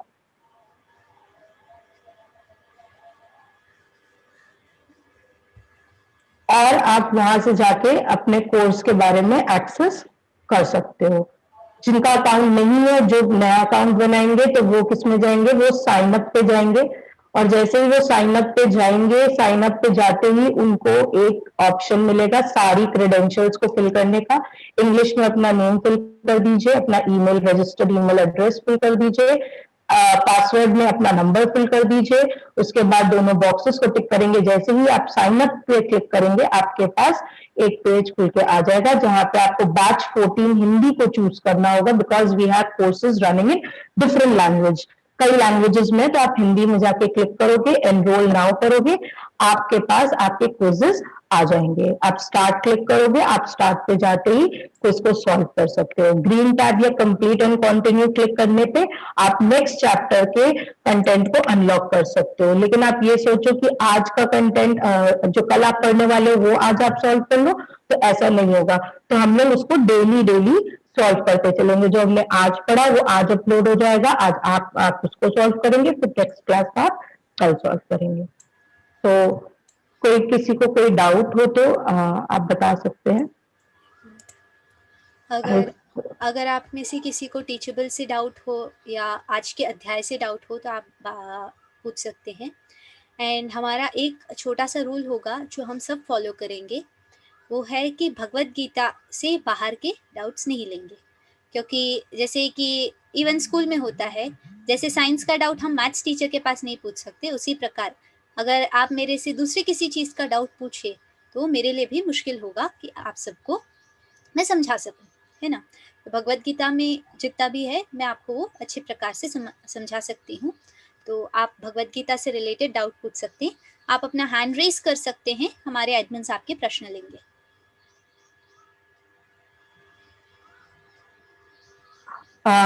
हरे कृष्णा। आपको कोई भी डाउट हो तो आप अपने आप को ठीक है, प्रवीण बिंदोकर जी आप अपने आप को अनम्यूट करके अपना प्रश्न पूछिए। हरे कृष्णा माता जी। हरे कृष्णा प्रभु जी। अगर हम लोग आज सपोज आपने सिखाया तो ये जो क्विज है ये हमको सेम डे करना है कि we can do it next day? हम लोग नेक्स्ट डे भी कर सकते हैं? आप नेक्स्ट डे भी कर सकते हैं प्रभु। ऐसा नहीं है कि क्विज बंद हो जाएगा उस दिन के बाद, आपके पास क्विज ओपन रहेगा। जब नियरली पूरे 19 दिन तक आपके पास क्विज ओपन रहेगा। बट अगर आप रोज का रोज कर दे तो आपको मतलब ज्यादा ज्ञान प्राप्त होगा। क्यों? क्योंकि आज आपने पढ़ा है तो आज आपके पास रेडी है नॉलेज। आप जब क्विज कर रहे हैं तो आपको रिविजन हो जाता है, तो आपको हेल्प करेगा। और दूसरा ऐसे एक प्रश्न था जी। कि इसमें क्वेश्चंस कितने रहेंगे और कितना टाइम रहता है आंसर करने के लिए? टाइम लिमिट कुछ नहीं है प्रभु, आपके पास अच्छा, आप आराम से कर सकते हैं। 10 क्वेश्चंस होंगे, 4 ऑप्शन होंगे हर क्वेश्चन के, तो आप कर सकते हैं। हम लोग नोट्स को भी आप जो नोट्स देने वाले हैं उसको रेफर कर सकते हैं क्या? हाँ, यस, आप ओपन बुक है, सारे क्विज़ेज़ ओपन बुक है, आप नोट्स रेफ़र करके कर सकते हैं। अगर आप चाहते हैं तो आप भगवद गीता का पीडीएफ भी हम सेंड करेंगे, तो उससे भी कर सकते हैं। एंड यस, आप ये ज़रूरी नहीं है ये कोर्स मटेरियल लेना, फिर भी मैं आपको सबको दिखा देती हूँ एक बार। तो ये माता जी एक प्रश्न था खाली कि आपकी पीपीटी जो है ये सेम डे आप देंगे क्या कल यस, देंगे? यस, यस, नहीं, नहीं, सेम डे पीपीटी मिल जाएगी। अभी क्लास होते ही आपको पीपीटी सेंड हो जाएगी। धन्यवाद, हरे कृष्ण। ओके, हरे कृष्ण।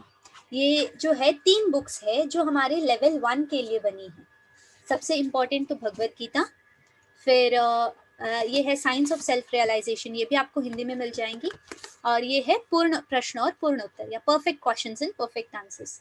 ये 3 बुक जो है हम लोग नॉर्मली रखते हैं। अगर आप में से कोई खरीदना चाहे तो आप खरीद सकते हैं, उसके लिंक्स भी आपके ग्रुप में सेंड होंगे। या अगर आप चाहते हैं नहीं भगवद गीता मैं पीडीएफ से करना चाहता हूँ, तो आप कर सकते हैं, ये इम्पॉर्टेंट नहीं है। बट एक फिजिकल बुक होने का क्या फ़ायदा है, मैं आपको ये बताना चाहूँगी कि जैसे कि अभी समझिए मेरे घर में बुक है, या कभी कहीं मैं अकेली बच्ची हूँ घर में, तो मेरे पेरेंट्स जब भी वो देखते हैं कुछ, वो ओपन करके रेफर कर लेंगे। ओके, ये आप देख सकते हैं। Okay, this one, okay, this one is Bhagavad Gita Yatharoop, और ये है science, the science of self realization, और ये है perfect questions and perfect answers या पूर्ण प्रश्न और पूर्ण उत्तर। ये 3 बुक्स हैं। ये 3 बुक्स जो है एक सेट है आपके लिए रेडी, तो आपको ये अवेलेबल है, इसका लिंक हम सेंड कर देंगे, टेम्पल साइट से आपको मिल जाएगा। तो आप उसमें अगर ऑर्डर करते हैं तो आपको नियरली 7 to 10 डेज में आपको ये होम डिलीवर हो जाएगा। तो एक फिजिकल बुक होने का यही फ़ायदा है, जैसे घर में आप समझ सकते हैं आपके फैमिली मेम्बर्स होंगे, सडनली लाइक कोई आएगा, आपके टेबल पे बुक है, आपने नहीं पढ़ा है, बट आपके फैमिली मेंबर है, वो देखेंगे, वो पढ़ सकेंगे। यस, सारे लैंग्वेजेस में अवेलेबल है। आपके फैमिली मेंबर्स में से कोई देखेंगे, वो पढ़ेंगे ओपन करके, 1 या 2 श्लोक पढ़ेंगे या 1-2 लाइन पढ़ेंगे, या कभी उनको इंटरेस्ट आया और भी वो खाली बैठे, वो लोग और पढ़ेंगे। ठीक है, तो ये सब आपको जो है पता चलेगा। Yes, it is 600 rupees. Okay, ये सेट का जो प्राइस है वो 600 है, और इसके साथ जो है एक जपामाला एंड बैग भी इंक्लूडेड है। ओके, तो ये प्रोसेस है, तो आप में से कोई चाहे तो खरीद सकता है, बट कोई कंपल्शन नहीं है। यस, और यहाँ पर जैसे किसी ने, माता जी एक क्वेश्चन है, मैं वो ले लेती हूँ, 1 मिनट। यस, यहाँ पर किसी ने पूछा है कि because praying to God during this days is considered bad habit in my society, please explain मी।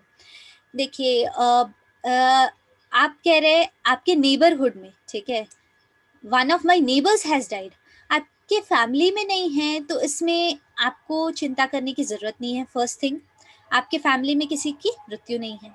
और दूसरा ये है कि अगर आपके फैमिली में भी है, तो जप करना जो है मना नहीं है, क्योंकि आप जैसे जैसे जप करते हैं उस घर में बैठ के भी, तो उस आत्मा को भी शांति मिलती है, या उस आत्मा को भी आगे के जीवन में जो है प्रवृत्त मिलता है। ओके, कौन कौन से लैंग्वेजेस अवेलेबल हैं, आपको जो लिंक मिलेगा उसमें आपको पता चल जाएगा, आप वहाँ चेक कर सकते हैं। ओके, तो वो आपको समझ में आ जाएगा और इट विल हेल्प यू।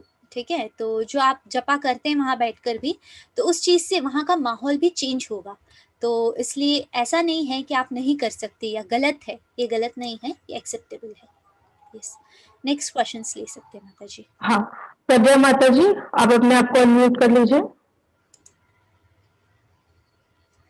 हरे कृष्णा, प्रज्ञा माता जी। हरे कृष्णा। यस, जिनके प्रश्न नहीं है वो अगर मीटिंग से लीव करना चाहे तो कर सकते हैं। हरे कृष्णा जी, एस पायक जी, आप अपने आप को अनम्यूट करके प्रश्न पूछिए। हेलो। यस, हरे कृष्ण प्रभु जी, बताइए। मैं ये पूछना चाहता हूँ कि जो क्वेश्चंस होंगे वो इंग्लिश में अवेलेबल नहीं कराया जा सकता हिंदी कोर्स के लिए? हिंदी हम कोर्स के लिए इंग्लिश में नहीं पॉसिबल है, बट आप इंस्टेड इंग्लिश के कोर्स में एनरोल करके क्विज कर सकते हैं, ऐसा कोई प्रॉब्लम नहीं होगा। एंड बहुत ही इजी क्वेश्चंस है, तो आप आराम से समझ भी सकेंगे। Okay okay, thank you. Hare Krishna. Yes, किसी का क्वेश्चन है यहाँ पर कि हमारे पास एक बुक है तो दूसरे दो ले सकते हैं क्या? क्योंकि एक सेट हम लोग इसलिए रखते हैं क्योंकि जब हम डिलीवरी चार्जेस थोड़ी ज़्यादा है, ठीक है, तो अगर आप एक या दो बुक लेंगे तो बुक से ज़्यादा आपको डिलीवरी चार्जेस लगती हैं, इसीलिए हम लोग जो है एक सेट बना के देते हैं। अगर आपको सिंगल बुक्स लेना है तो आप ऑनलाइन जो दूसरे प्लेटफॉर्म से जैसे अमेजोन या फ्लिपकार्ट वहाँ से प्राप्त हो सकेंगे, तो आप वहाँ से खरीद सकेंगे। यस। हरे कृष्णा ऋषभ प्रभु, आप अपने आप को अनम्यूट करके प्रश्न पूछिए। हरे कृष्णा ऋषभ प्रभु। हरे कृष्णा, आपकी आवाज नहीं आ रही है प्रभु, आप अनम्यूटेड हैं बट आपकी आवाज नहीं आ रही है।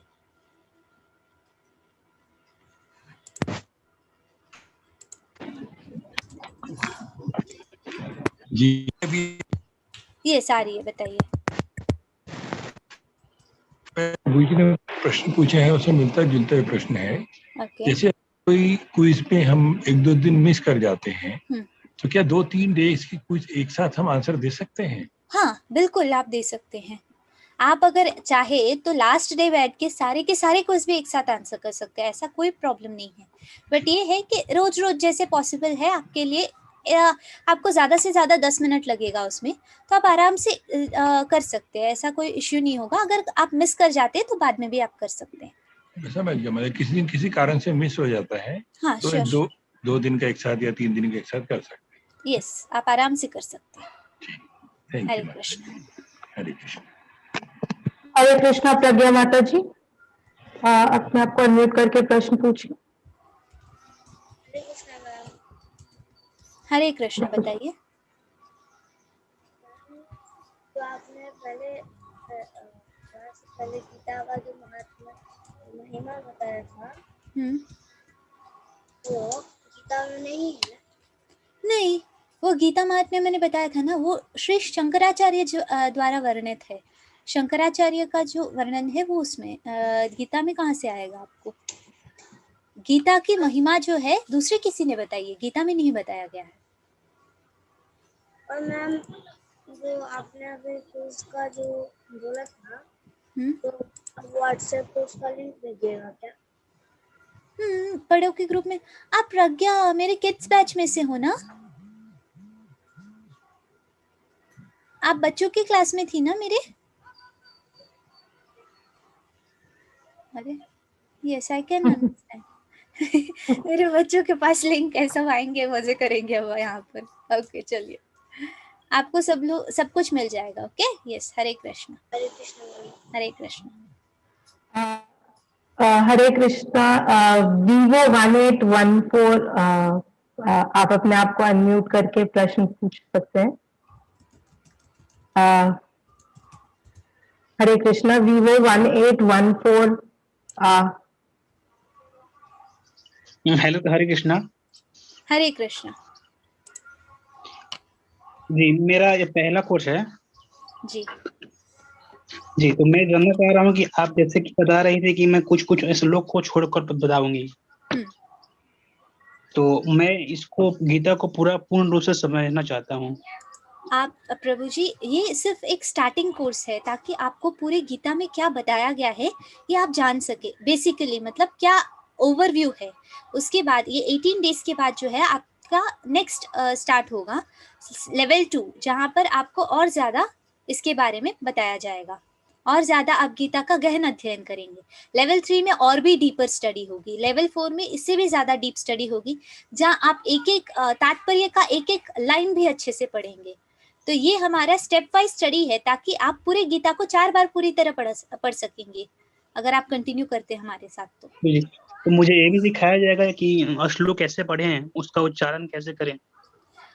उसके लिए एक सेपरेट क्लासेस हैं, तो उसके बारे में मैं आपको जो है एक बार इंक्वायर करके आपको ग्रुप में सेंड करने के लिए पूछ लूँगी। ओके, ये 18 दिन के बाद मोस्टली वो जो है आपको शेयर होगा कि 18 दिन के बाद वो भी हम बता देंगे आपको।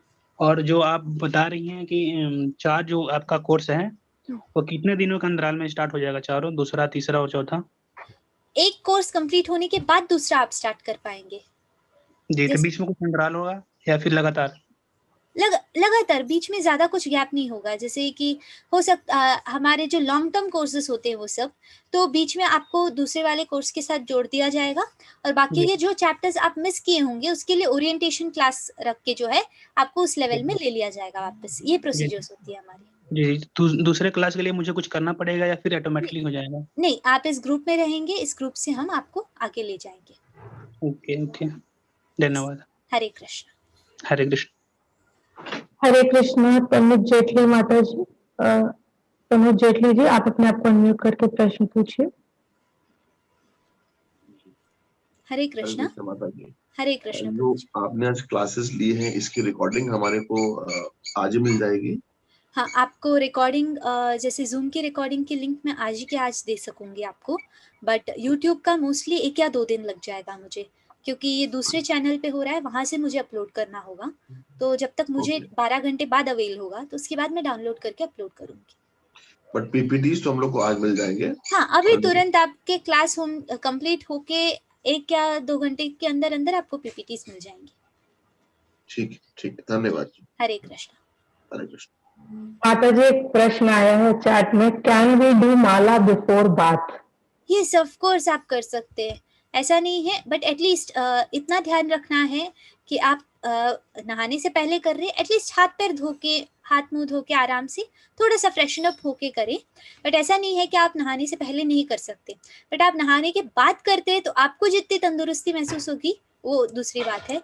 एंड कोशिश कीजिएगा कि सुबह के वक्त में करें तो आपको और ज़्यादा अच्छा लगेगा जी।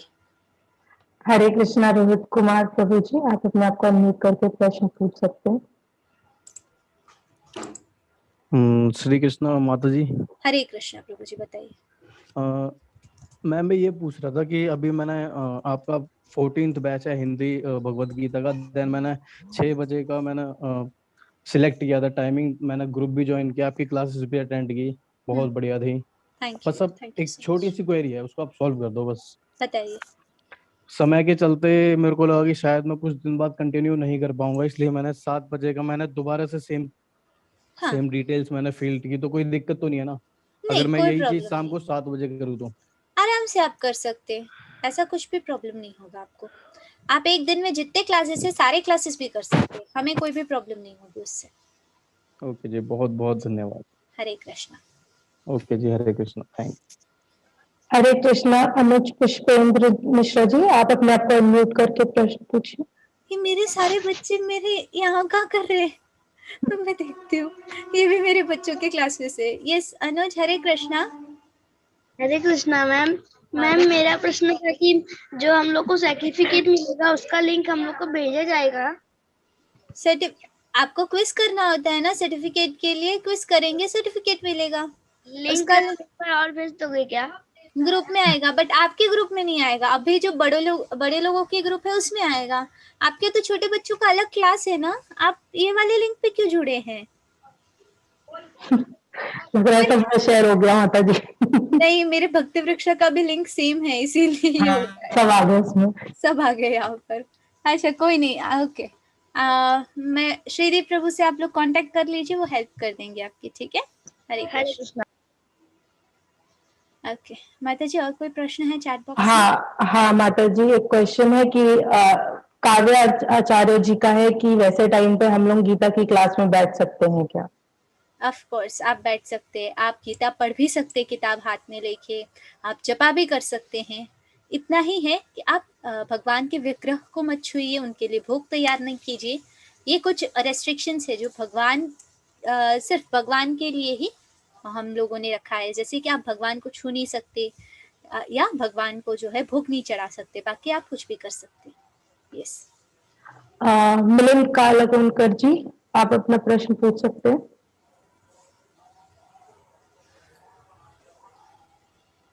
मिलिंद कालगोनकर जी। हरे कृष्ण प्रभु जी, आपकी आवाज नहीं आ रही है। यस, बताइए। नमस्ते माता जी। हरे कृष्ण। आपने बहुत बढ़िया तरीके से हमको पहला अध्याय सुनाया और बहुत अच्छी तरह से आप ये टीचिंग दे रही हो। धन्यवाद माता जी। हरे कृष्ण। मुझे ये था कि सारे जमाने में सभी लोग गीता का अध्ययन उसमें रुचि नहीं रखते। हाँ, तो हमको सबको मालूम है कि गीता का अध्ययन करना कितना महत्वपूर्ण है। तो मुझे थोड़ा सा सारांश में ये चाहिए था कि हमने क्यों गीता अंडरस्टैंड करना है, वो सारांश में हमने आपने तो अच्छी तरह से बताए, लेकिन हमारे फैमिली में रिलेशन में बताना है कि आपको क्यों गीता की महत्वपूर्ण जानकारी चाहिए। तो थोड़ा सा आप विश्लेषण करिए। धन्यवाद। सबसे इम्पोर्टेंट चीज है कि ये गीता एक ऐसी किताब है या ऐसा पुस्तक है ये कि जिसके अध्ययन से आपका जो जीवन शैली है उसमें परिवर्तन आप ला सकते हैं, एक बेहतर जीवन शैली आप फॉलो कर सकते हैं। इसके लिए बहुत ही इम्पोर्टेंट है। जब हम सोचते हैं कि हाँ मेरी लाइफ इतनी अच्छी है तो मुझे अगर इतनी अच्छी आपकी लाइफ है तो आपको क्यों तकलीफ हो रही है, ये सबसे पहला प्रश्न। और क्या हम इस जीवन में सिर्फ इस पूरे धरती पर रहकर मरने के लिए ही आए हैं? नहीं, हम इस धरती पर क्यों आए हैं? हम ताकि आगे के जन्म ना ले, आगे हमें और तकलीफ ना हो। जैसे भगवत गीता में कहा है कि हमारा जन्म लेना, हम जो इस लोक में जन्म ले रहे हैं, इस लोक को दुखालय कहा गया है, दुखों से भरा हुआ एक जगह। तो इस दुखों से भरे हुए जगह से बाहर निकलना ये हमारा सबसे पहला लक्ष्य है। और प्राप्त किसको करना है? हमारे परम पिता भगवान को। ये हमारा दूसरा लक्ष्य है। और ये सारी टीचिंग्स जो है ये सिर्फ ये दो चीज के लिए काम नहीं आएंगी कि हम इस दुखालय से बाहर निकल जाएंगे और भगवान को प्राप्त करेंगे, बट इस दुखालय में रहते हुए हमारे जीवन को किस प्रकार हम सही प्रकार से या सही रूप से बिना किसी प्रकार के दुख के हम कैसे चला सकते हैं या हम आगे बढ़ सकते हैं, किस प्रकार हमारे जीवन को और बेहतर बना सकते हैं, ये हम भगवत गीता से सीखते हैं। जैसे गीता महात्म्य हमने पढ़ा है, एक एक शब्द जो है इतना इम्पोर्टेंट है गीता महात्म्य में कि आप एक एक शब्द से जो है उन्हें आप समझा सकते हैं गीता का अध्ययन कितना इम्पोर्टेंट है। एक बच्चे से लेके बड़े तक, जैसे आप देख सकते हैं यहाँ पर 2 लोग आए मेरे चिल्ड्रंस क्लास में से। मैं पहले बैच तक जो है बच्चों का क्लास लेती थी, तो वो लोग वहां से यहाँ आए हैं मेरे लिंक को लेके। तो आप उनसे पूछ सकते हैं उन लोगों ने कितना समझा है इस गीता को। वो एक एक छोटी छोटी चीजें हम जितना समझते हैं उससे ज्यादा बेहतर तरीके से वो लोग समझ लेते हैं, वो लोग उसे अपनाते हैं, वो अपने जीवन में वो सब कंटिन्यू रखते हैं। और दूसरा ये रीजन है, जैसे जैसे आप गीता का अध्ययन करेंगे आप ये समझ सकेंगे कि आप अपने इंद्रियों और मन को कैसे नियंत्रण में रख सकते हैं। जब वो आपके नियंत्रण में हो तो आपका जीवन जो है आपके हिसाब से चलेगा। अगर आप उसके नियंत्रण में हो तो उसके हिसाब से हमारी जीवन चलती है।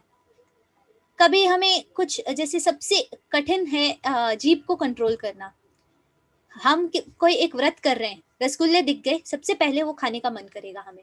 उसे कंट्रोल करना कैसे है वो भी आप गीता से सीख सकते हैं। गीता में हर प्रकार का ज्ञान है जो आपके पूरे जीवन शैली को बदल सकता है। ये सबसे इम्पोर्टेंट रीजन है क्यों हम गीता अध्ययन करते हैं। हरे कृष्णा। होप आपको अपना आंसर मिल गया होगा। हरे कृष्णा।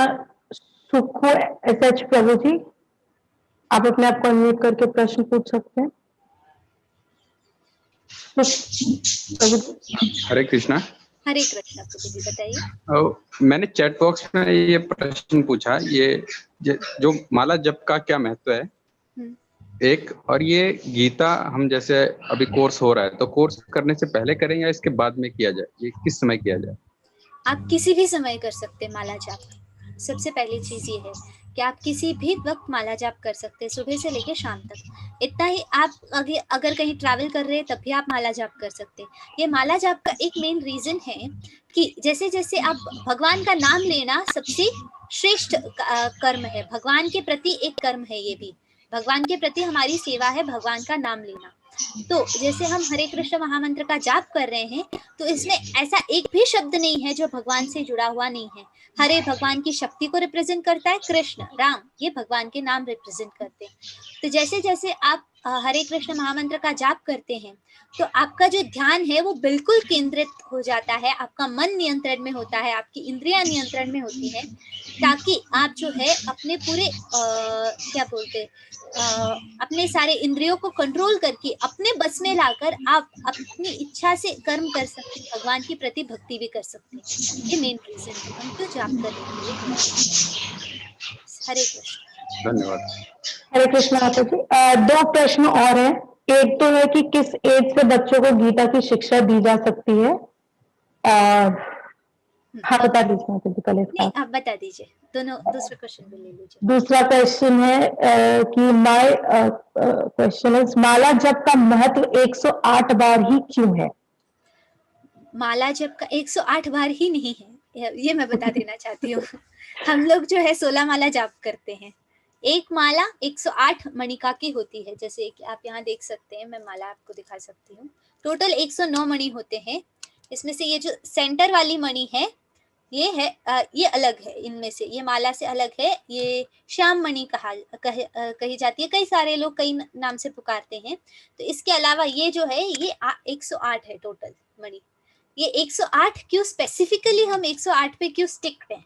इसका रीजन ये है, ये जो 108 है ये बहुत ही एक श्रेष्ठ अंक माना जाता है। और ये 108 जब एक साइंटिफिक रिसर्च आर्टिकल जब मैं पढ़ रही थी अपने आयुर्वेद से रिलेटेड, तब मैंने ये पढ़ा था कि जो 108 जब आप जाप करते किसी भी मंत्र का, तो उसका एक एनर्जी लेवल होता है जो आपके पूरे सराउंडिंग जो एनर्जी होता है उसको कवर कर लेता है, जिससे आप उस एनर्जी के अंदर बंधे हुए होते हैं और उसका जो पॉजिटिव एनर्जी है वो आपको मिलता रहता है। इसलिए 108 स्पेसिफिकली।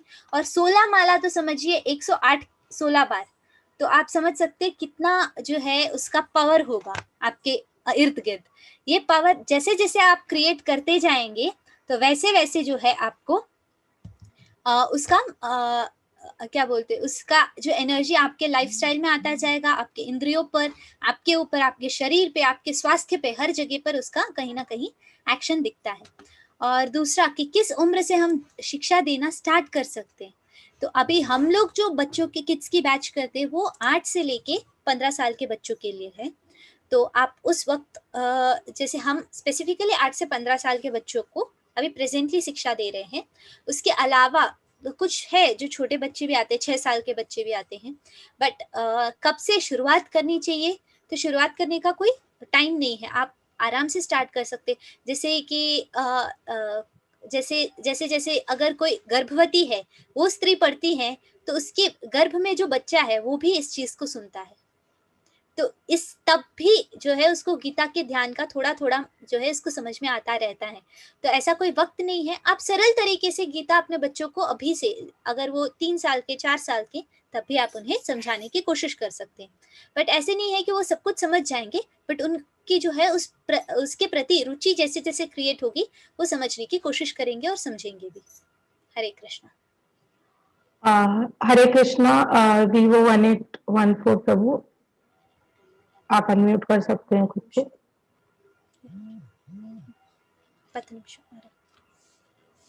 हरे कृष्ण जी।